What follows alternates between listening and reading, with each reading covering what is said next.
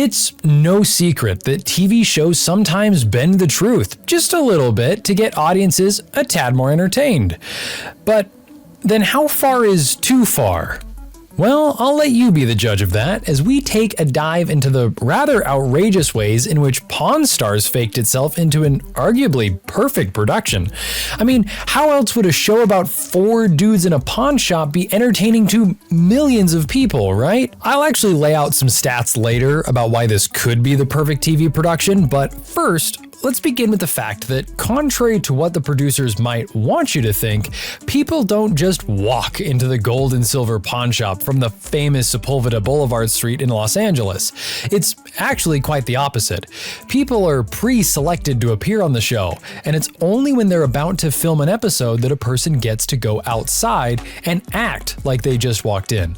In fact, let me give you a walkthrough of what happens on the show from the perspective of a seller, probably looking for a quick buck. And I might as well mention that this is from an actual story of a Redditor who appeared in Season 5, Episode 18 of the show. So, he sold his Weird Al Yankovic book, The Authorized Al, for $425, a price which was somehow contested and also praised by Weird Al forum members. That's beside the point though, because what I'm getting at is his experience, or confession if you may, after appearing on the episode. First, in a post on the Weird Al forum dated August 10th, 2011, he explains that although he could have gotten more for the book elsewhere, like on eBay or Amazon, he just wanted to be on TV, and that meant having to give up some of that extra profit. If that doesn't make sense, just know that unless he agreed to the offered price, $425, the producers would not have aired his item on the episode. He actually clarifies this, saying that his friend went in with a comic book, and because they refused the offered price, they were never featured on the show. Second, on February 22nd, 2020, he made an even more revealing post on Reddit. It turns out that to get on the show, one reaches out to the producers via email or their History.com website. He did so, and apparently because his item, the Weird Al book, was interesting enough, he was given a date and time to show up. And no, they don't cater for flights or accommodation or pay you for even being there. He went in with his friends, found a queue, and was allowed to cut in line because, well, he wasn't there as a tourist, but rather to feature in the episode. All of this is sort of interesting to learn, but what happened next is even more exciting. Apparently, the producer, while explaining to him what was about to happen, took the book and gave it to Rick, who then went into the back with it so he could prep for the episode. The prep involved Rick searching online for the value of the book, the story behind it, and all that stuff. This took about an hour, with the Redditor waiting somewhere else in the back of the store too. When Rick was ready, he handed the item back and asked the Redditor to do the fake walk-in. So, yeah, no one just walks in from the street with their item and ends up in an episode of the show. He goes on to explain, though, that while bits and pieces were faked, the negotiation part was real. This means that while the producers guide the scene, it is up to the item's owner to decide if they like a deal or not. Also, he does mention that when it was time for filming, everyone was told to leave the store except for the employees, the producer, videographer, and the Redditor and his friends. The friends actually got to act as customers by faking conversations with the staff. Apparently that's something to consider if you're even invited to the show. Tag along with a couple of friends. Another interesting bit is that the segment about how much someone is willing to sell the item for, I'm looking to sell it for $700. is filmed after they already have done the deal. So while they're talking like they're just about to walk in reality they have already walked in and sold their item. That segment's also done right after the person signs the paperwork on the sale and the B-roll footage of the item is taken. Also, it seems that Chum's not that dumb after all, because the Redditor claimed that Chum was being fed lines by the producer in order to sound stupid. I guess they just make him into a dumb character to work in some specific effect on the audience. Oh, and one final insight from this Redditor before we move on is based on this question. His answer, well, even the fat is faked.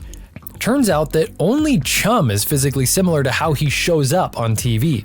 The rest aren't nearly as fat as they look on TV. Now, we are going to come back to one of the producers corroborating all that information, but first let's look at the studio, which probably unsurprisingly is also fake. Yes, just like this Reddit post suggests, there's an entire fake version of the store where some of the filming's done. So the backstory is that as the show got more and more popular over the years, the real gold and silver pawn shop became so busy with tourists trying to get a peek inside, maybe even catch the filming in action. And this meant that it was virtually impossible to shoot a complete episode inside the shop. The producers, frustrated with this, did the next best thing in that situation: creating a fake set. And they definitely did a good job, because were it not for the weird looking door in the fake studio and some other bits here and there, most audience members would never have suspected a thing. In this rather grainy image, besides the signs at the top of the entrance being different, you might tell that one door is translucent, you can see through it, and the other is opaque. That translucent one is from the real pawn shop, and when they used to film there, you could see people in the street walking by. In the set, however, nothing is visible on the outside. The interiors of the shops are also slightly different, with the fake one allegedly having fewer items and the real one being smaller in size. So with the existence of a dedicated filming studio, it is thus no wonder that none of the show's crew members hang out around the real shop. They only pop in randomly from time to time to do meet and greets with the fans. According to the store's website, they do, however, meet fans consistently on Saturday afternoons. The website also advises fans that they can meet Rick at his bar, Rick's Roll and Smoke Barbecue and Tavern, on Friday and Saturday nights, and Chum Lee at his candy shop located in Pawn Plaza on most afternoons. Also, remember how I mentioned that the real pawn shop, Gold and Silver Pawn, was getting too crowded for any shoots to go on? Well, it's because it's now a tourist destination. The show partnered with Annie Banani, a tour company in LA, and basically, people pay $80 to get a VIP Pawn Stars tour. Part of the tour's stop, as you might have guessed, is the pawn shop itself, and people are promised to spend some time viewing and eyeing the unique items. Now, what might be surprising about this part, or maybe not, is that the pawn shop, which is a real business by the way, apparently makes more from the show and the tours than in the actual pawning business. I mean, how about that? Even the business itself is sort of fake. To be fair though, I don't think anyone expects the shop to be earning more from buying and selling items than it does from being a source of entertainment for millions in America and beyond. And maybe to emphasize the business aspect of the shop, in 2020, the store's manager, Travis Benton, actually confirmed that they do indeed have legitimate walk-in customers. Turns out that at least 1 in every 100 people who visit the store wants to do business. The rest, as you might rightly guess, are tourists. Yeah, that $80 tour is sort of a big hit. Given that at the time, around 2020, the foot traffic would be about 4,000 to 5,000 people a day, you can do the math. Now, before we get back to the fake aspects of the show, this is probably a good place to squeeze in the fact that Pawn Stars has had a really good viewership track record. That's why I said it could just probably be the perfect TV production. Having started season 1 in 2009, in 2010 for instance, it was getting around 1.7 million nightly viewers, even pulling in a whopping 5.34 million on one particular night in March 2010. It was among the top 5 most viewed cable shows.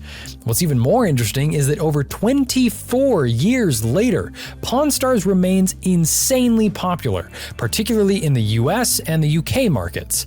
A report published just this January, for example, found that this show had 21.6 times more demand than average TV shows in the US. Also, it performed better than 99.7 of all reality TV shows out there. I mean, those are clearly mind-boggling figures. And it doesn't end there, because the show has also successfully made inroads into very unique global markets, such as Russia, Japan, and Mexico. Anyway, going back to the fake aspects of it, Brent Montgomery, an executive producer on the show, did actually corroborate that Redditor's story that we started with. In an interview with The Odyssey Online, Brent explained that part of what made the show successful was having scripters feed characters organic information. That lines up pretty well with what our Redditor mentioned about everything being scripted except for the negotiation, particularly the fact that Chum was being fed lines to make him look dumb. Now, Brent's comment, when explained further, suggests that this is normal for an episode to have a predefined narrative, and therefore the work of scripters is to simply get all the characters to act in a way that feeds into that narrative. In other words, while there's no specific written down script, the story is clearly being shaped, manipulated, and molded. Knowing all this, it should now be easier to make sense of all the bits and pieces that we've covered so far. Think of it this way: if the producers decide an episode will be titled Tasty Treats, as the one from season 23 is, they line up things to follow that story. What things? Well, everything really. Starting with the filming, it's curated and scheduled to take part at specific hours of the day. That's why the crew, as I explained earlier, isn't always behind the counter as some visitors disappointedly find out. But even before that, all the items covered in the episode are pre-screened and organized to, again, fit the story's direction. That manager I talked about, Travis Benton, actually explained that when people walk in to submit items for sale, they most likely deal with one of his pawnbrokers who are trained to spot unique items and pass them on to the producers. If the producers like it and think of it as potential TV material, then the person is coached on how to act while on camera. So the reactions that you see from sellers might not be very real and might have taken several takes to get it right. I did find it interesting that Rocco Landy, one of the salesmen, admitted that some items had been cut from the show because the sellers could not simply pull it together on camera. Going back to the scheduled filming, we can actually make out the reason as being so that Rick and the other staff can get time to interact with an item between each shoot. Remember, it took him about an hour to familiarize himself with that Weird Al book before heading back in to shoot the scene with the seller. And that cues in the other fake bit, the experts. Now don't get me wrong, I don't mean the experts themselves are fake, but it is pretty obvious you can't possibly have experts on all sorts of items on standby waiting to pop in during the shoot. The best case is the producers know which expert they might need in advance, get them to come in, and have them ready to go during filming. Although that's a bit of speculation, it does line up with this explanation from someone who claimed to have been a TV producer for 15 years, as they went on about what could be the fake aspects of Pawn Stars. And while we're looking at the tidbits of fake stuff, I know I already talked about the negotiations being genuine, but some sources claim that it's actually finalized even before the episode begins filming. That is, the seller and Rick could, for instance, agree on a reasonable price, and thus the whole "what are you looking to get out of it" line is just for entertainment value. There's actually a different source explaining that the pre-decided negotiations are done because real negotiations would take way too much time and a lot of back and forth. That's no excuse though, right? And I don't know if you're keeping track, but that right there means that almost the entirety of what is being filmed is now fake. From the walk-in, the background customers, the reactions, to even the location. And if the producer is feeding lines to Rick and the other staff, then there's no reason why even the experts that pop in would not have predetermined things that they're going to say. Now, at this point, you're probably already judging the show for being too fake. But then there's more. Some of the sellers that come on are just actors. Yes, according to this post from back in 2014, there's an episode where a woman brings in a classic 1958 Gibson guitar, claiming it had been under her bed for 10 years. Rick then calls his buddy, who comes in, examines it, and claims it's 100% legitimate. It's already absurd that someone could just rule out a guitar as legit from simply looking at it, but what's more interesting is that it turns out that the woman was a mother to one of the show's staff, and the guitar was brought down from Rick's buddy's shop where it was for sale. Simply put, none of that interaction was based in reality. It might also suggest that some of the experts that come on might be fake, because how else do you explain this situation with Rick's buddy? And just to back up that claim a bit more, it is a published fact that some of the so-called experts are allegedly planted by the producers. If true, this means that they're not independent parties with objective opinions. They have some sort of incentive to be on the show's side so that they can keep their working relationship.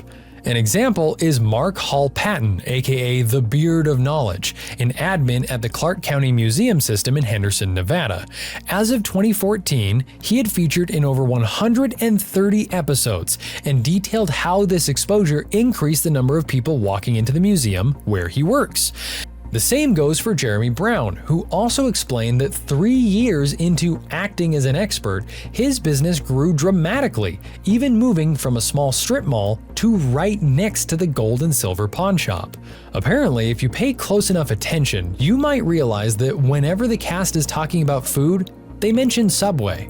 Why? Well, because it's a sponsor for the show.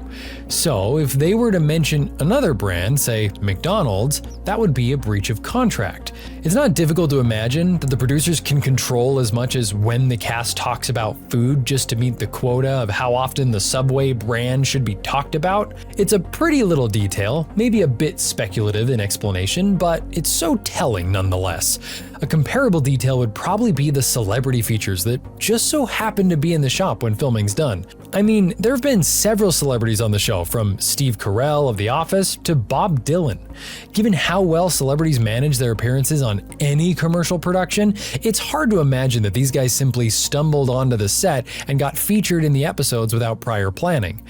Lastly, and maybe a controversial point, is that the stuff sold from the pawn shop that's supposed to have been signed by the cast is allegedly all the work of interns. Yeah, the same guy from the story we began with claimed that while waiting to be featured in an episode, he saw interns signing photos that were supposed to be autographed by the Pawn Stars themselves. So in short, not authentic. What's controversial about this is that one of the regular cast members, Steve Grad, was part of a big story where he called out the fake signatures on memorabilia cards supposed to have been signed by Dallas Cowboys quarterback Dak Prescott. He ended up getting called out in the comments of the show's YouTube uploads for this behavior. Anyway, that's pretty much it. That's the many ways in which Pawn Stars has faked itself into commanding insanely large